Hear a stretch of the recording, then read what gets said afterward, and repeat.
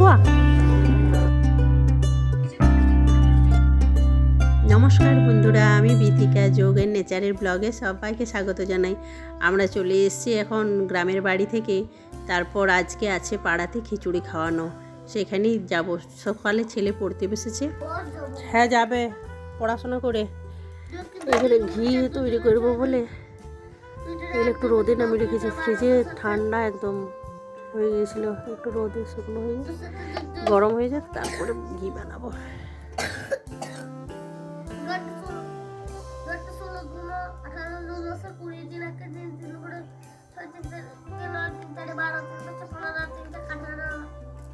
তারপর দুপুরে মা আর ছেলে স্নান করে রেডি হয়ে গেছে। এখন দুপুর ওই 1:30 মতো বাজে। এরপর আমরা যাব খিচুড়ি খেতে। তার আগে আমি ভাবলাম তুলসী গাছে একটু জল ঢালি, তার সাথে সাথে সূর্যদেবকেও জলের অর্ঘ্য দেওয়া হয়ে যাবে। এই দুটো কাজ একসাথেই হয়ে যায়। প্রায় দিনই আমি করার চেষ্টা করি, যেদিনই স্নান করার পরে তুলসী আর সূর্যদেবকে জলের অর্ঘ্য দেওয়া, কিন্তু সব দিন আর হয়ে ওঠে না। বা এত তাড়া থাকে, স্নান করার পরে হয়তো খেতে দিতে হবে, ছেলে যে চিৎকার করছে সেই সময় আর হয় না। আজ একটু টাইম করে দিয়ে দিলাম। ছেলে দেখুন জলের বোতল নিয়ে ঠিক রেডি হয়ে গেছে, ওর বাবাও রেডি।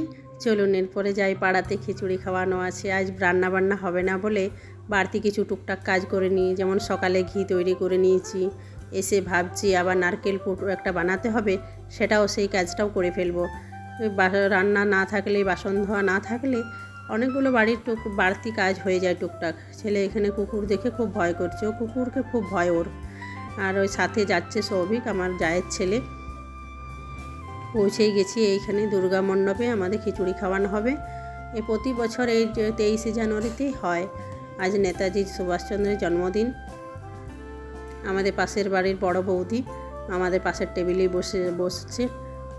আমরা একদম সামনের টেবিলটাই পেয়ে গেছি। বাবা আর ছেলে একদিকে আর আমি একদিকে বসেছি। রোদ্দুরটা এখন হঠাৎ করে মেঘলা করে দিল। সকাল থেকে ভালোই রোদ্দুর দিচ্ছিল, তাই সব দেখুন চাদর টাদর নিতে হয়েছে, না হলে রোদ্দুর ভালো দিলে নিতেই হতো না কিছু। ছেলেরও ভোজে এরকম খাওয়া দাওয়া হলে ওরও খুব আনন্দ হয়। নিজের হাতেই এখন খেতে শিখেছে। বেগুনি দিয়েছে একটা করে, ওর বাবাও ওর বেগুনিটা তুলে দিয়েছে ছেলের পাতে। ওর বাবা এইরকম তেলের জিনিস কিছু খেতেই চায় না। তারপরে মিক্সড ভেজ দিয়েছে। খিচুড়িটাও খুব সুন্দর করে প্রতি বছরে। এই দেখুন কালারটাও খুব সুন্দর। আর সব কিছু এত তাড়াতাড়ি দিচ্ছে, দেখুন এখনও খাওয়া শুরু করেনি, তাতেই চাটনি নিয়ে চলে এসছে। চাটনিটা একটু দেরি করে দেয় সব জায়গাতে দেখি, কিন্তু দেখুন এবারে খুব তাড়াহুড়ো করে সব কিছু দিয়ে দিচ্ছে একদম। এখন খাওয়া শুরু হয়নি, চাটনি দিয়ে দিল প্রথমে। চলুন, সব কিছু মিলে ভালোই হয়েছিল খাওয়া দাওয়াটা। তারপর শেষ পাতে আছে অল্প একটু করে বোঁদে। ছেলের সবগুলোই খুব পছন্দের, খিচুড়ি পছন্দ করে, বোঁদে পছন্দ করে। তারপর দেখুন না, 3টে পাঁপড় ও নিয়েছে, আমাদের দুজনের 2টো আর ওর একটা। ওর খেতে এত সময় লাগে, ওকে বলে দিয়েছিলাম পাঁপড়গুলো তুই খেতে সময় নষ্ট করবি না, পাঁপড়গুলো রাস্তায় যেতে যেতেই তোর খাওয়া হয়ে যাবে। সব জায়গাতে ভোজবাড়িতে পাঁপড়ও রাস্তায় যেতে যেতেই খায়। ওকে নিয়ে সত্যি দারুণ মজার দিনগুলো কাটছে। গিয়ে পরে ছাদে উঠে যাব। অল্প একটু এসে দেখছি রোদ্দুরও দিচ্ছে। চলে এসেছি ড্রেস চেঞ্জ করে, সবাই মিলে ছাদে একটু শুয়ে থাকবো রোদ্দুর মধ্যে। আর আমার এই যে বাড়তি কাজটা আছে, ওটাই ভাবলাম সেরে ফেলি। এইগুলো না প্রতিদিনের কাজের সাথে এই কাজগুলো বেশিই বাড়তি মনে হয়। আর আজ বাসন ধোয়া নেই বলে রেস্ট নিচ্ছি ছাদে বসে বসে। আর নারকেল কোড়াও আমার হয়ে যাচ্ছে, আর পুরটাও বানিয়ে ফেলবো পাটিসাপটা তৈরি করার জন্য। চলুন, নারকেল কোড়া আমার হয়ে গেছে, চলে এসেছি নিচে। সন্ধ্যের সময় এখন, ঠাকুরকে সন্ধ্যে দেওয়ার পর আমি নারকেল পুরের জন্য বসিয়ে দিয়েছি নারকেল কোড়াটা। অল্প একটু শুকনো খোলাতে ভেজে নেব। এই খোলাটাতেই অবশ্যই ঘি তৈরি করেছিলাম, ওইটাতেই বসালাম। অল্প যেটুকু ঘি লেগে থাকবে সেটাও কাজে লেগে যাবে। একটু ভাজার পরে উপর থেকে দুধ দিয়ে দিচ্ছি। আবার দুধটা কমিয়ে দিলাম, কারণ আমার কাছে খোয়া ক্ষীর আছে।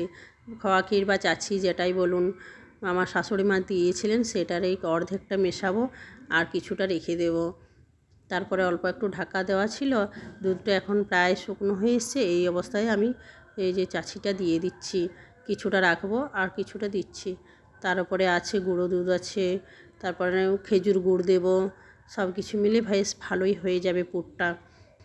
আমার নারকেল পুর মানে ফ্রিজে রেখে দিতেও খুব ভালো লাগে। করার পর কিছু টুকটাক যখনই দরকার হয় খাওয়া হয়, চলে। আর খেজুর গুড়ের সাথে নারকেল পুরটা খুব ভালো লাগে। এটা গুঁড়ো দুধটা মিশাচ্ছি, গুঁড়ো দুধ দিচ্ছি, তার জন্য দুধের পরিমাণটা একটু কম দিলাম। তারপরে ওপর থেকে অল্প একটু আটাও দেবো, যাতে এই পুরটা একটু প্লেন মতো ভাব হয়। আটা অল্প দিলে একটু নরম নরম হয়, খচখচানি মুখে লাগে না। এই যে অল্প একটু আটা দিয়ে দিলাম। লোহার কড়াইতে সুন্দরভাবে নারকেল পুর তৈরি হয়ে যায়। আপনাদের যদি লোহার কড়াই থাকে, যদি ভাবেন যে এটা কালো হয়ে যাবে কি ভয় থাকে, তো সুন্দর যথেষ্ট আপনি কোনো বিনা ভয়ে আপনারা লোহার কড়াইতে নারকেল পুরটা তৈরি করে নেবেন। লোহার কড়াইতে রান্না খাওয়া খুব ভালো। আর দেখুন একটুও কালো হচ্ছে না, খুব সুন্দরভাবে পুরটা তৈরি হয়ে যায়। তাই যে রান্নাগুলো লোহার কড়াইয়ে আপনার কালো হয় না, সেগুলো তো অবশ্যই করবেন। খেজুর গুড় দিলাম উপর থেকে।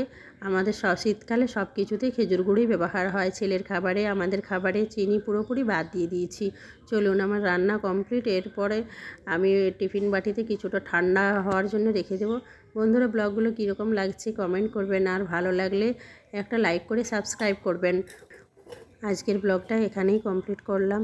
সবাই ভালো থাকুন, সুস্থ থাকুন। দেখা হবে পরের একটি নতুন ব্লগে। হ্যাঁ, অতি অবশ্যই সবাই যোগা করবেন।